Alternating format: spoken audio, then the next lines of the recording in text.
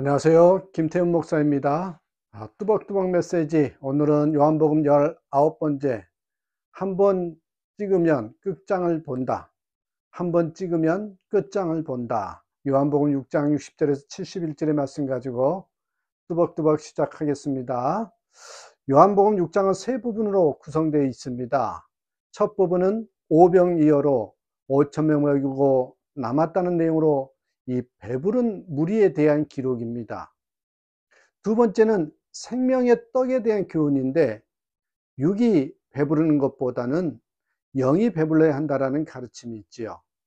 세 번째는 육보다 영에 대한 말씀을 가르침으로써 육신의 배를 채우기 위해서, 정치적인 문제를 해결받기 위해서 그렇게 해서 모였다가 오히려 불만과 실망으로 예수님 곁을 떠나가는 무리에 대한 기록입니다.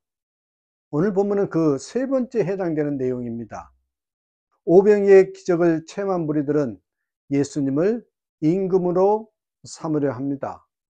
정치적인 압박과 지배의 서름 속에서 경제적인 어려움으로 허덕이는 절박함에서 예수님의 기적은 희망을 주었어요. 그렇죠? 그러나 예수님은 그런 희망을 묵살하시고 산으로 가버리십니다. 예수님을 따라다녔던 많은 무리들은 황당해하지요. 하지만 그럼에도 불구하고 예수님을 쫓았습니다. 그러나 계속 쫓아오는 사람들에게 예수께서 말씀하십니다. 너희가 나를 찾는 것은 표적을 본 까닭이 아니요 떡을 먹고 배부른 까닭이로다. 내가 곧 생명의 떡이니 내게로 오는 자는 결코 줄이지 아니할 터이요 나를 믿는 자는 영원히 목마르지 아니하리라. 내가 하늘로서 내려온 것은 내 뜻을 행하려 함이 아니요. 여러분, 이해하기 어려운 말씀을 하시지요. 무리들은 육신의 배만 부르면 되는데, 정치적인 압박에서 해방되면 되는데, 예수님께서 이상한 말씀만 하신다고 그래서 수군대기 시작합니다. 눈에 보이는 욕구를 해결하기 위해 모였던 무리들은 정치적 구원에 대한 언급은 없이 도리어 고난받으실 것을 암시하시며 이해하기 어려운 말씀을 계속 하시자 무리들이 하나씩 예수님을 떠나기 시작합니다. 자기들의 고향이나 일터로 돌아가지요. 무리들이 모두 떠난 뒤에 예수님께서 제자들에게 물으십니다. 이제 너희도 가려느냐? 너희들도 나를 등지려느냐? 이 질문에 베드로가 대답을 합니다. 68절입니다. 주여, 영생의 말씀이 계심에 우리가 누게로 가오리까? 영생의 말씀이 계심에 우리가 떠날 수 없다는 거죠. 오직 예수님께만 영원한 생명이 있다라는 고백입니다. 누게로 가오리까? 주님을 떠나지 않겠다는 이유가 무엇입니까? 베스트셀러를 출간한 데일 카네기, 그가 뉴욕의 한 교회에서 신앙 간증을 할 때 많은 사람들이 감동을 받았다고 합니다. 어린 시절의 기억을 떠올리면서 간증을 했습니다. 가난한 농부의 아들로 태어나 1년의 용돈이라고는 50센트밖에 되지 않았다고 말합니다. 아무리 땀 흘려 농사를 지어도 빚만 늘어가는 가정에 그 파산지경이 되는 그 모습을 보면서 아버지는 47세 나이에 6개월밖에 못 산다는 병의 진단을 받았습니다. 그런데 그리 어렵던 가정이 어머니의 신앙 때문에 다시 일어나게 되었노라고 그는 고백합니다. 어머니는 삶을 맡아서 거친 일을 하면서도 평화로다 하늘 위에서 내려오네 그 찬양을 늘 부르셨다고 해요. 밤에는 자녀들의 잠자리에 다가가서 하나님이 너희를 돌봐 주신다. 하나님이 너희들과 함께 하신다라면서 잠이 들 때까지 반복해서 들려주었답니다. 놀라운 사실은 가난했음에도 저녁을 굶고 잠자리에 들어간 적이 한 번도 없었다는 거죠. 그래서 카네기는 말합니다.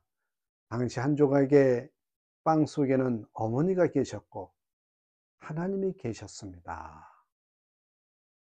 그 어머니의 믿음으로 아버지는 89세까지 장수하셨고 카네기 같은 훌륭한 자녀들이 배출된 것입니다. 예수님이 함께 하시는 삶은 복됩니다. 예수께서 함께 하시는 가정은 복되지요. 오직 예수님만이 우리의 모든 문제를 해결해 주시고 또한 우리 문제를 결정짓습니다. 나의 모든 죄악을 대신 짊어지시겠다고 말씀하셨고 실제로 십자가를 대신 지셨지요. 그리고 죽음 이후의 삶에 있어서도 우리와 동행해 주시고 영원한 생명까지 약속해 주셨습니다. 우리가 예수님을 알아보지 못한다 해도 예수님은 바로 내 곁에 계셔서 우리의 아픔을 같이 하시고 또한 치유하시고 회복시켜 주시는 분임을 여러분 깨달으시길 바랍니다. 한번 찍으면 끝까지 찾으시는 분이십니다. 한번 찍으면 결코 돌아오지 않으면 안 되는 그런 자녀들이 우리들이란 것입니다. 이와 같은 예수님을 떠나 우리가 어디로 갈 수 있겠습니까? 시카고의 뉴올라 대학에서 영성훈련을 가르치는 존 포엘 교수의 저서에 무조건적인 사랑에 나오는 내용입니다.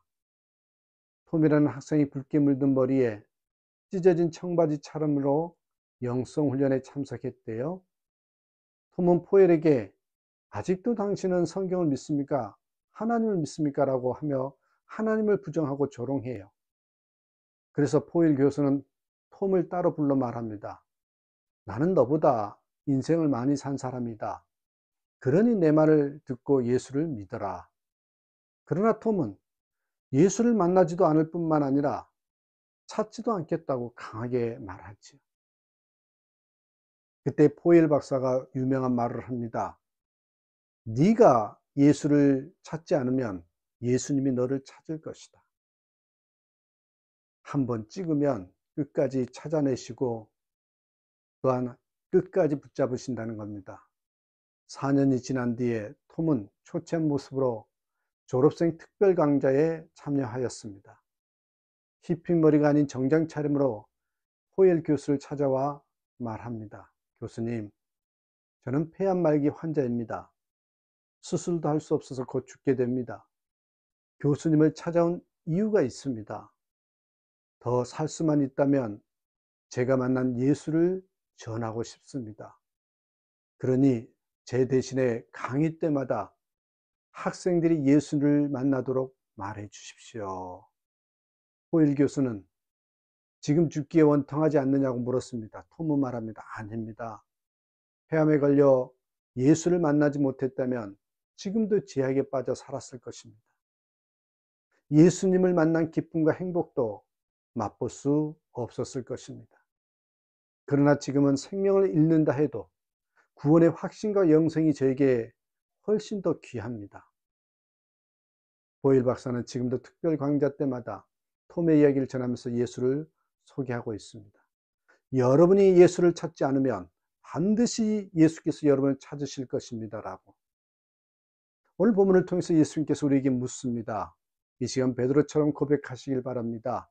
주님, 제가 네게로 가오리까? 주님밖에 없습니다. 주님만 사랑하겠습니다. 아무리 실력이 좋은 의사라 해도 암이 퍼져 있으면 환부를 열었다가 닫아버립니다.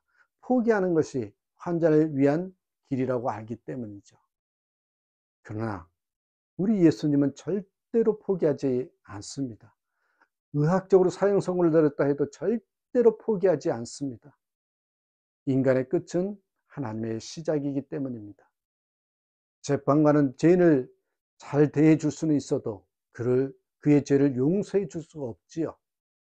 그러나 주님은 용서해 주십니다.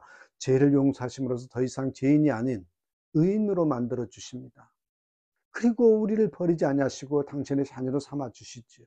그러기에 주님을 떠날 수 없음을 분명히 고백하시길 바랍니다. 무리들처럼 자신의 욕망이 채워지지 않는다고 주님을 떠날 것입니까? 아니면 제자들처럼 주님을 따라갈 것입니까?